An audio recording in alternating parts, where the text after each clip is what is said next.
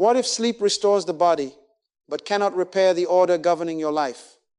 What if the problem is not only that you are tired, but that you keep awakening inside the same arrangement that exhausted you? You know the cycle. You finish one demand and discover 3 more waiting. Work calls, someone needs care. Ministry asks for attention. A message appears urgent simply because it has arrived. You finally lie down, but your body is in the bed while your mind is still reporting for duty. Then morning comes, and before your feet touch the floor, the invisible pressure has already resumed its position. Now, ordinary tiredness is real. The body works, spends strength, and needs recovery. Proper sleep can help restore what effort has depleted. We are not denying physical, emotional, or clinical causes of exhaustion. But listen carefully. Recovery and order are not the same thing. You can recover some energy without correcting the pattern that consumes it. Write this down.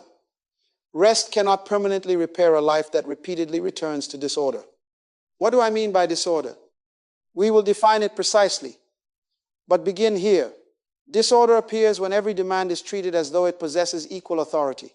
The necessary, the noisy, the meaningful, the optional, the urgent, and the merely available all enter the same room and begin issuing commands. When everything is permitted to rule, nothing is properly governed. So examine yourself. What is the first obligation occupying your thoughts when you wake? What is the last pressure following you into bed? Is it work? A person you fear disappointing?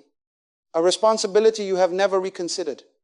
The need to remain available, useful, impressive, or in control? Do not answer publicly. Just notice what has been governing your attention. Here's the proposition we are going to test. Pressure becomes chronic when priority loses its authority. In other words, burnout is often sustained not only by the volume of work, but by decisions governed by pressure instead of ordered purpose. And no, the answer is not irresponsibility. It is not laziness dressed as peace. It is not the abandonment of ambition, service, excellence, or serious duty. There is a kingdom order that can reduce needless pressure while making responsibility clearer, work more purposeful, and rest more honest. But first, we must confront the disorder itself. If priority is not governing your life, what is? The answer is government.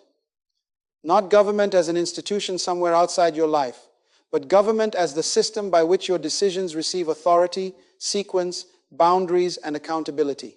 Government answers 4 questions. What has the right to direct me? What must come first? Where must I stop? To whom must I answer? That is why the issue cannot be reduced to a full calendar.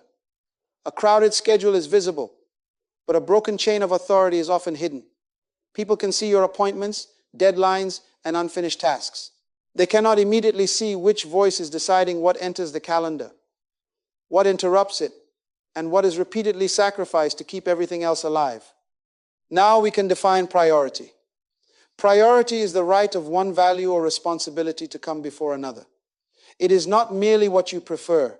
It is not whatever feels most intense. Preference says, I like this. Pressure says, handle this now. Priority says, this must come first because it possesses rightful authority in this moment. Are you following this? The quantity of work matters, but quantity alone does not explain the condition of the worker. Heavy work can be ordered. It can be demanding, costly, and tiring, yet still possess coherence because purpose determines its sequence. Frantic self-government is different. It allows every request, possibility, fear, and sudden urgency to compete for command. The problem is not motion alone. The problem is unauthorized motion. This is where hustle becomes dangerous. Hustle is activity made self-justifying. Motion becomes evidence of worth. Urgency becomes evidence of importance. Availability becomes evidence of faithfulness. Soon you are no longer asking whether an activity belongs to your assignment. You are using the activity to prove that you belong. Let us be careful here. This is a theological and practical framework for understanding one pattern that can sustain burnout. It is not a universal clinical diagnosis, and it does not claim that every medical or psychological case has one cause. Relational strain, organizational dysfunction, illness, trauma, and other realities must not be erased by spiritual language. But neither should those realities prevent us from examining the government of our own decisions. So ask yourself a serious question. Who or what gets the final vote when purpose, fear, opportunity, guilt, and urgency disagree? Not what should get the vote, what actually gets it. Write this principle into your thinking. Rightful authority establishes priority, and priority governs activity. When activity determines identity, you become its servant. When rightful authority determines activity, work returns to its proper place. This is where kingdom order begins. It does not automatically make the work light, but it makes the work answerable. It does not abolish sacrifice. It decides which sacrifice is faithful. Burnout becomes more understandable when we examine not only how much we are doing, but what we have authorized to govern it. And that leads to the next uncomfortable question. Why do capable people keep obeying pressure even after they recognize its cost? Because pressure is doing more than demanding your time. It is protecting something.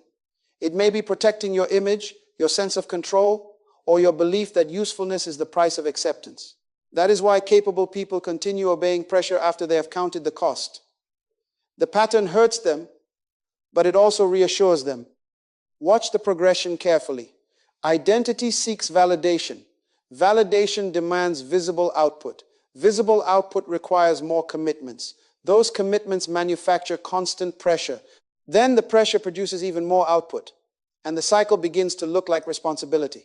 But underneath it, the person is trying to answer a deeper question. Am I still valuable if I am not producing, rescuing, responding, or succeeding? This is the difference between stewardship and ownership. Stewardship accepts responsibility beneath a higher order. It says, I must faithfully manage what has been entrusted to me. Ownership says everything depends on me. Stewardship can receive an assignment and recognize its limits. Self-government tries to possess every outcome, prevent every disappointment, and control every response.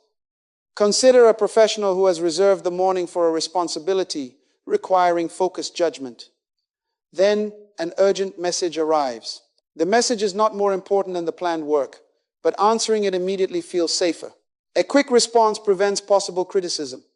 It proves attentiveness. It relieves the discomfort of deliberate choice. So the important responsibility is displaced not by priority, but by anxiety wearing the clothing of service. The same disorder can appear in caregiving or ministry. Someone asks for help, and the person says yes before examining what has already been entrusted to them. Why? Because refusal might disturb an image, the dependable one, the generous one, the spiritual one. Yet that new yes quietly takes strength from existing responsibilities. The person appears good in one moment while becoming unavailable to duties that already possess a rightful claim. Now, do not rush past this. Ask yourself silently, what are you afraid will happen if you pause? Whose disappointment feels unbearable? What success are you using to prove that you matter? Conscientiousness is not the enemy. Excellence is not the enemy. Ambition, care, and diligence can all serve a worthy purpose. Disorder begins when a good quality becomes answerable to no higher priority. Diligence without order becomes endless proving. Care without order becomes indiscriminate access. Ambition without order begins consuming the person it was meant to mobilize. Write this down. Responsibility answers a legitimate call, but compulsion answers an unexamined fear. Pressure loses its governing power when identity and responsibility are placed beneath a stable kingdom order. Once fear, approval, and control are denied the final vote, another question becomes unavoidable. What principle will determine which worthy responsibility truly comes first? The rightful authority is the kingdom of God, and its governing command is simple. Seek first. But first is not a ceremonial word. First has consequences. If something is truly first, something else must become second. Something else must wait, and something else may not belong at all. That is where alignment becomes practical. Kingdom language cannot remain a devotional preface attached to an unchanged schedule. You cannot declare one authority with your mouth while allowing pressure to arrange your day. Alignment must change sequence. It must change permission. It must change what you protect, what you postpone, and what you refuse. Write this down. Kingdom order is the sequence by which conviction governs purpose. Purpose governs priority, and priority governs activity. Follow the chain carefully. Governing convictions clarify why you are living and whom your life answers to. That conviction clarifies purpose.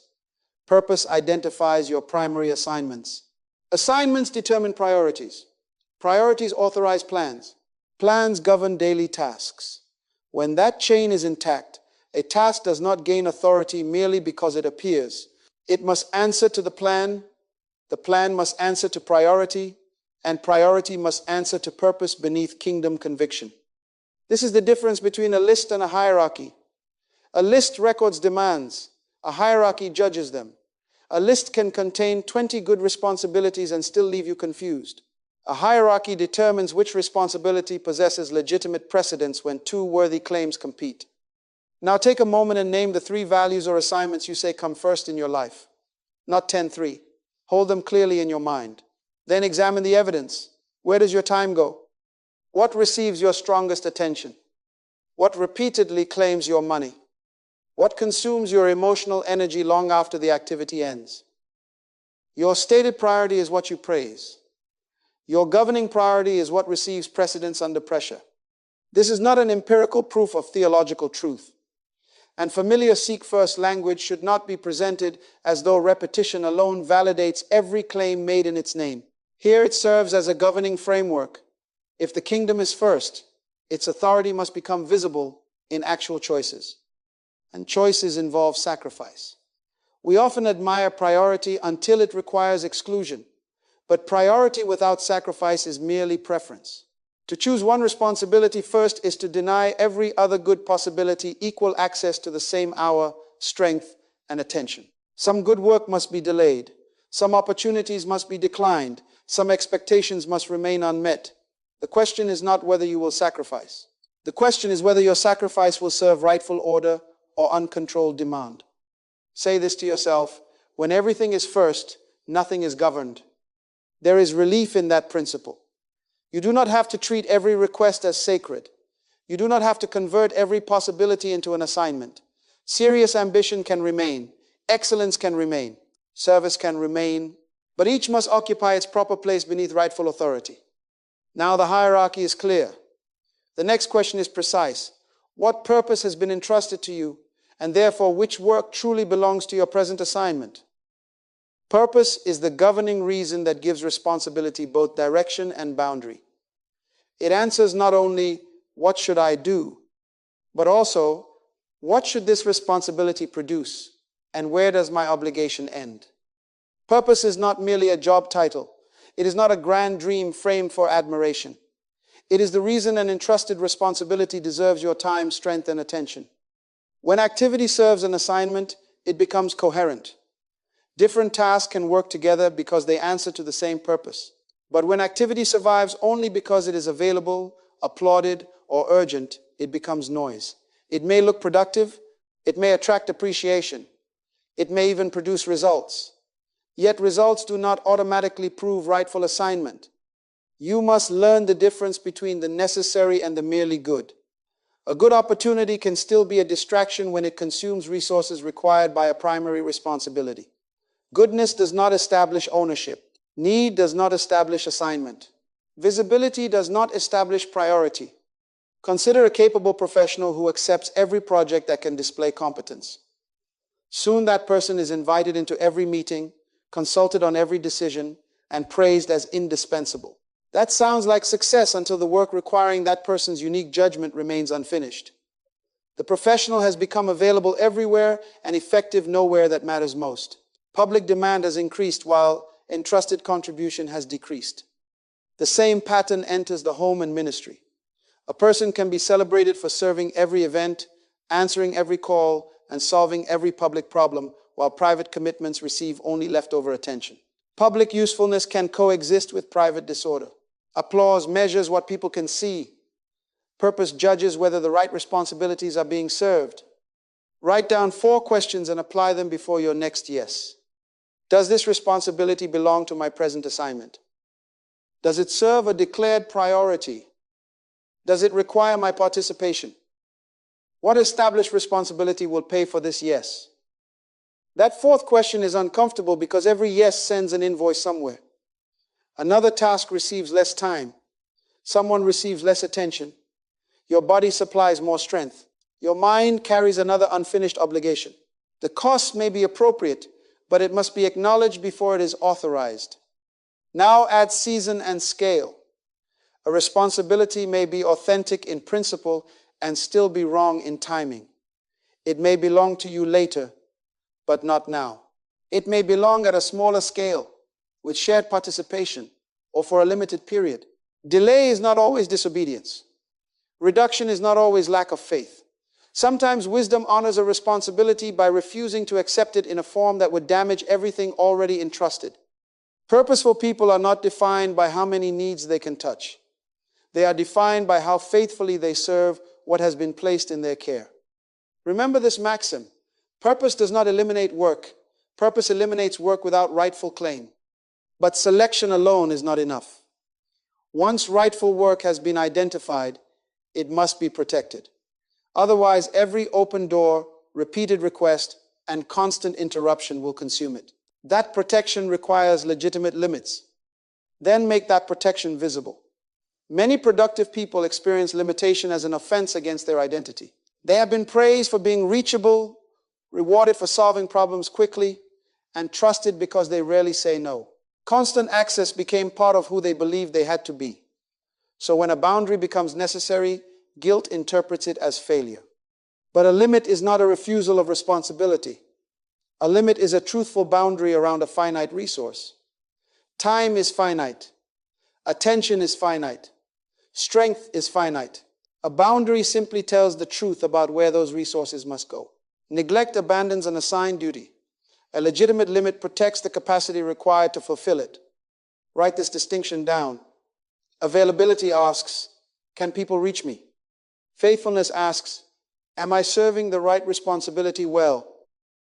Those questions do not always produce the same answer. You may be reachable all day and still give fragmented attention to what matters. You may answer every interruption and complete nothing that required depth. Indiscriminate access can create the appearance of service while quietly damaging the responsibilities that service was supposed to support. Now, boundaries must become specific. I need more balance.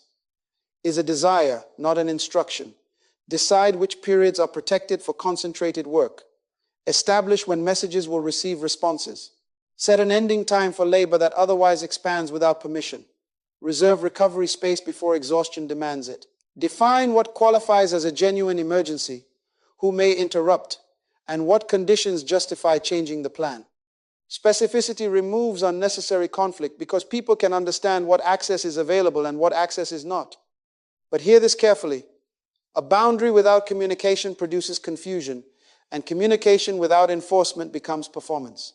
If you announce a limit and repeatedly surrender it to ordinary pressure, you teach others that your boundary is only a suggestion.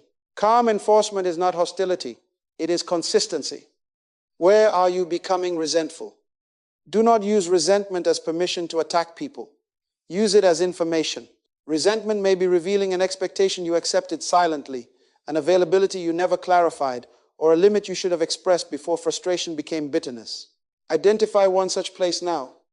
And limits must remain accountable to real duties. Kingdom order cannot become spiritual vocabulary for avoiding difficult conversations, necessary sacrifice, or work that genuinely belongs to you. A boundary is legitimate when it protects faithful responsibility, not personal convenience alone. Remember this maxim. An honest no can preserve the integrity of a necessary yes. Limits acknowledge what one person cannot and should not carry. Once that truth is accepted, the next question is not merely what must be refused, but what should be responsibly shared. Then follow the responsibility itself. Who should carry it? Overload often survives because one belief remains unchallenged. If I do not personally carry this, it will fail, and its failure will define me. That is the myth of the necessary hero. Kingdom order does not require one anxious person to become the source of every outcome. It distributes responsibility. Delegation is not dumping unwanted labor on another person and disappearing. Delegation clarifies the required result, grants appropriate authority, supplies needed resources, establishes checkpoints, and retains accountability. You remain responsible for a wise transfer. You do not remain responsible for performing every transferred action. Apply 3 questions to every recurring task. Must it be done? Must it be done now? Must it be done by me? Do not hurry through the 3rd question. Ability does not always establish assignment. You may be capable of doing something that another person should learn to carry. If you keep every task because you can complete it faster, your present efficiency may prevent future capacity. Consider a ministry or team leader who assigns work, then corrects every decision, changes every detail, and requires approval for every small adjustment. The leader complains that no one takes ownership, but no one has been given enough authority to develop ownership. People are held responsible for results while being denied meaningful judgment. Eventually, they stop thinking, because thinking has repeatedly been overruled. Control produces a double cost. The leader remains overloaded, and capable people remain underdeveloped. Now, delegated work may not reproduce your personal style. Someone else may use a different sequence, different wording, or a different method. Difference is not automatically disorder. The proper question is not, did they do it exactly as I would? The proper question is, was the agreed result achieved responsibly within the authority and standards we established? Write down this transfer sequence. Define the result. Identify the appropriate person. Clarify what that person may decide. Provide the resources required. Agree on when progress will be reviewed. Then resist taking the work back merely because learning looks slower than personal control. Of course, accountability remains. Review does not disappear. It becomes clear. Correction may be necessary, but correction should develop judgment, not restore dependence. Remember this. Refusing to share appropriate responsibility can masquerade as excellence while functioning as control. Delegation, therefore, requires humility. You must trust without becoming careless, supervise without suffocating, and permit growth without demanding imitation. When responsibility is distributed with sufficient authority and clear accountability, order is restored. But once rightful work has been released, another temptation appears, filling every newly opened space with more production. That is why rest cannot remain whatever time happens to survive. Sleep did not solve the entire problem because sleep cannot reorder a life. But do not misunderstand that statement. Because physical rest is not sufficient, it does not become optional. Order without recovery is still disorder. A body and mind continually required to produce without legitimate cessation will eventually stop by force. What wisdom refused to stop by choice. So let us define rest. Rest is intentional cessation that interrupts production, restores capacity, and reminds the worker that worth is not measured by constant output and control is not secured by constant involvement. Rest says, my assignment matters, but I am not its master, and it is not mine. There is a difference between ordered rest and collapse. Collapse occurs when depletion removes your choice. Ordered rest is chosen while strength remains. Collapse is an emergency response to accumulated strain. Ordered rest is a governing decision made before strain becomes sovereign. Some people say, I will rest when everything is finished. My friend, recurring responsibilities do not finish, they renew. Messages return, needs reappear, plans create further actions. If completion is the condition for cessation, cessation will never come. Rest must be authorized by order, not granted by an empty list. Now examine what you call rest. Have you stopped working or merely changed screens? Is your body away from the task while your mind rehearses conversations, anticipates problems, and carries tomorrow's decisions? Are messages still entering? Is guilt supervising the entire period? Low-grade work is still work when attention never receives release. Write this down. Rest becomes sustainable when it is governed as a responsibility rather than improvised as an emergency. This is not irresponsibility. Rest belongs beneath the same hierarchy we have established. Conviction clarifies purpose. Purpose identifies assignments. Assignments establish priorities. Priorities require limits. And one legitimate limit is cessation. You remain accountable for what has been entrusted to you. You simply refuse to treat endless production as proof of faithfulness. Establish a rhythm. Choose a daily stopping point when labor ends unless a genuine emergency requires otherwise. Protect a weekly period of recovery from ordinary requests and unnecessary access. Then periodically evaluate accumulating strain, irritability, mental fog, persistent tension, diminished attention, or the inability to become present when work has stopped. These are prompts for honest review, not a medical diagnosis. Remember the maxim, rest is not permission to abandon purpose. It is the refusal to let production become a master. Now the framework is complete, but agreement will not reorganize your life. The order must become visible. It is time to put your actual responsibilities, limits, transfers, and rhythms on paper. Take out a page and create 5 headings. Governing convictions, primary assignments, current commitments, required limits, and rest rhythm. Do not make this complicated. You are building a working order for your actual life, not composing an impressive statement nobody can practice. Under governing convictions, write the principles that should possess final authority when pressure and purpose disagree. What must remain true when fear becomes loud? What determines faithfulness when approval is uncertain? These convictions must be clear enough to settle a decision. If they cannot govern conflict, they are only admired ideas. Under primary assignments, name the few responsibilities that define this present season. Consider faith, personal life, relationships, work, care, and leadership.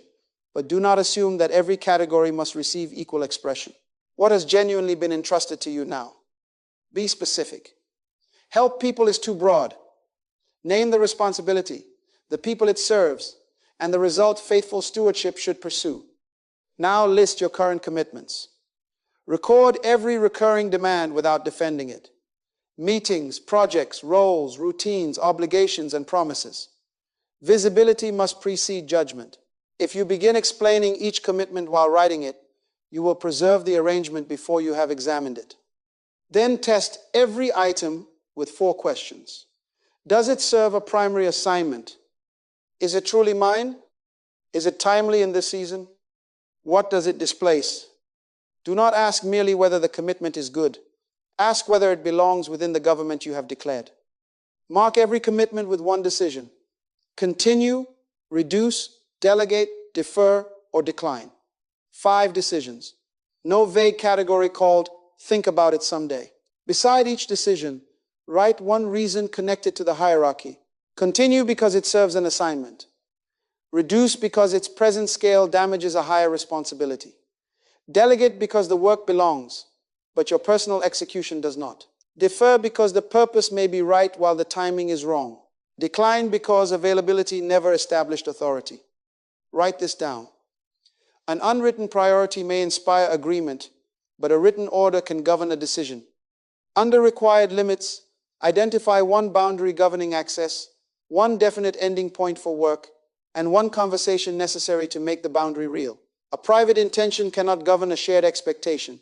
Someone may need clarity. Someone may need authority. Someone may need to hear a respectful no. Under rest rhythm, schedule concrete stopping and recovery periods first. Put them on the page before discretionary activity claims the remaining space. Otherwise, rest will again be treated as optional while everything else receives an appointment. Now circle the hardest decision. Why is that one difficult? Which rival ruler is protesting fear, approval, control, or false urgency? The discomfort does not automatically mean the decision is wrong. It may mean the old government has discovered that it is losing authority. Do not attempt a theatrical renovation of your entire life tonight. Design a 7-day experiment. Practice these decisions for 1 week.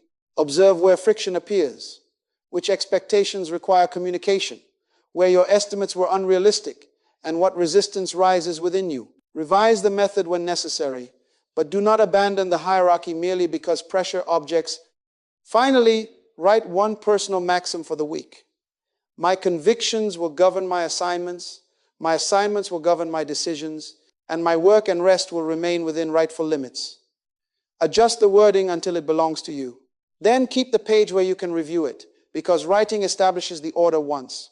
Disciplined review must keep it alive when pressure returns. Pressure will return. Requests will arrive, plans will change, and responsibilities will compete again. The goal is not to create a life in which nothing demands you. The goal is to develop a governed response when demands appear. Peace is not the absence of responsibility. Peace is responsibility held beneath rightful authority. That is why your governing page needs a weekly review. Keep it brief, but keep it honest. Revisit your convictions. Confirm your primary assignments. Examine your commitments. Test your limits. Review what has been delegated. Protect your rhythm of rest. A review is not a ceremony of guilt. It is how you notice drift before drift becomes disorder. Ask 5 questions every week. What became disordered? What received authority it did not deserve? What must be completed?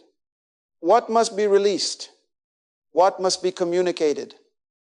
Those questions will expose the places where pressure regained permission. Perhaps a legitimate task remained unfinished. Perhaps an unnecessary obligation survived because confrontation felt uncomfortable. Perhaps delegated work requires clearer authority. Perhaps a limit failed because nobody was told. Do not condemn yourself. Make the decision the evidence requires. Write this principle down. A plan serves purpose. Purpose does not serve the plan. If the method is failing, revise it. If your estimate was unrealistic, correct it. If circumstances have changed, adjust responsibly. Changing the route is not necessarily abandoning the assignment.